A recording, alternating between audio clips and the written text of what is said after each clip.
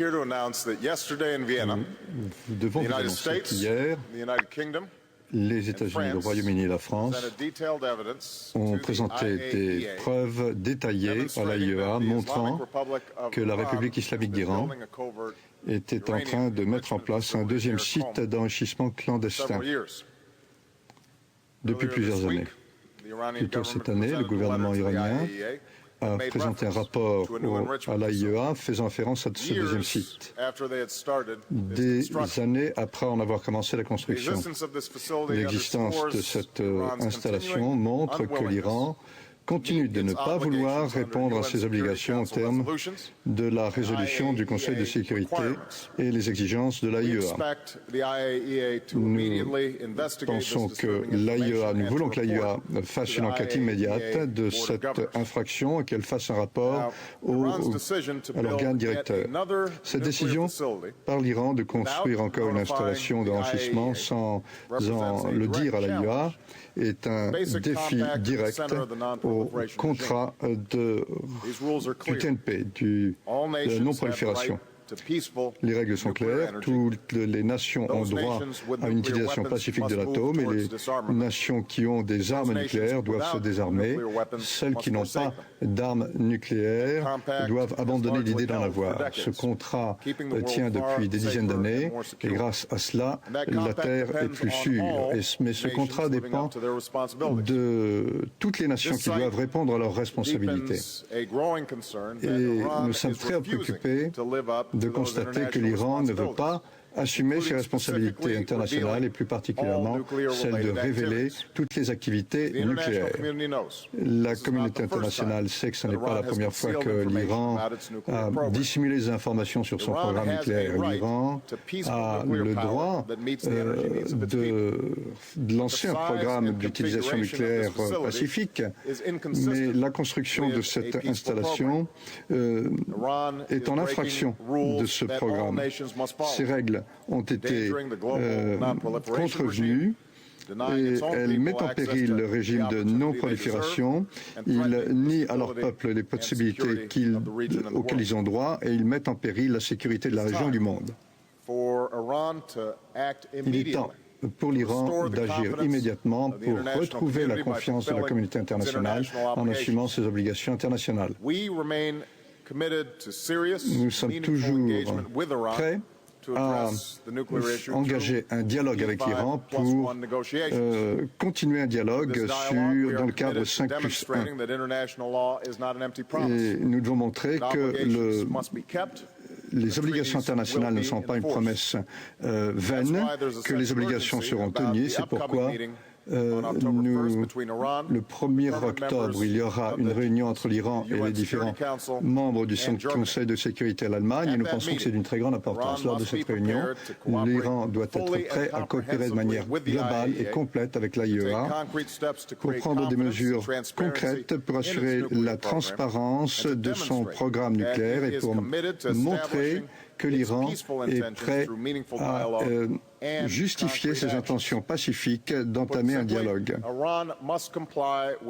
En d'autres termes, l'Iran doit se conformer à la résolution du Conseil de vérité et montrer qu'il est prêt à assumer ses responsabilités dans le cadre de la communauté des nations. Nous avons offert à l'Iran un chemin très clair pour s'intégrer à cette communauté si elle assume ses obligations. Mais le gouvernement iranien doit maintenant comprendre qu'il doit montrer son intention pacifique.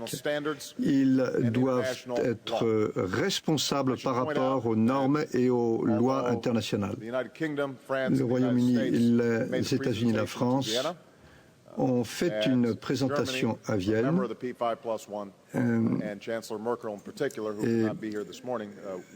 l'Allemagne, et notamment les membres du Conseil ainsi qu'Angela Merkel, qui ne sera pas ici, sont d'accord avec nous. Je voudrais maintenant laisser la parole à Monsieur le Président Sarkozy. Mesdames et Messieurs, nous nous sommes réunis hier pour un sommet du Conseil de sécurité sur la non-prolifération et le désarmement nucléaire. J'ai redit ma conviction que l'Iran entraînait la communauté internationale sur une voie dangereuse. J'ai rappelé toutes les tentatives que nous avions faites pour proposer une solution négociée aux dirigeants iraniens sans aucun succès. Ce qui est révélé aujourd'hui est exceptionnel. Après l'usine d'enrichissement de Natanz en 2002, c'est celle de Qom qui est mise à jour. Elle a été conçue et construite depuis plusieurs années en violation de résolutions du Conseil de sécurité et de l'AIEA.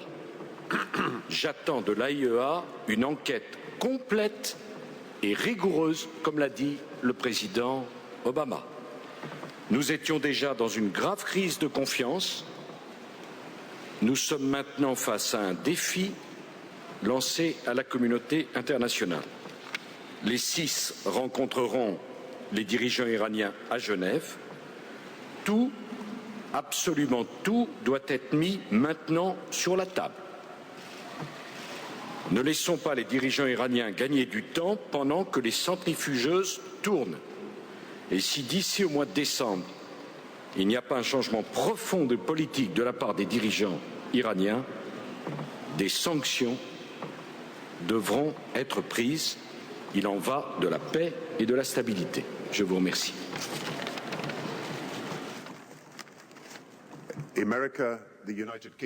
Les États-Unis, le Royaume-Uni et la France sont solidaires. Le programme nucléaire iranien constitue le défi le plus urgent par rapport à la prolifération que le monde connaisse actuellement. Le président Obama et le président Sarkozy l'ont dit.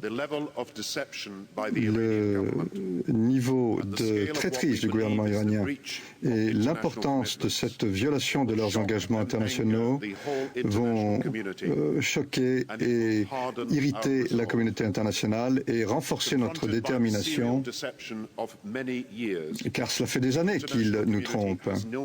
La communauté internationale n'a pas le choix aujourd'hui. Nous devons dire c'est là qu'on s'arrête et le 1er octobre, l'Iran doit dialoguer avec la communauté internationale et en devenir un partenaire. Sinon, l'Iran sera encore plus isolé. Au nom du Royaume-Uni, je dis aujourd'hui que nous n'allons pas laisser les choses aller. Nous sommes prêts à mettre en œuvre des sanctions plus rigoureuses. Il faut que le message au monde soit très clair. L'Iran doit abandonner toute ambition militaire dans le cadre de son programme nucléaire. Je vous remercie.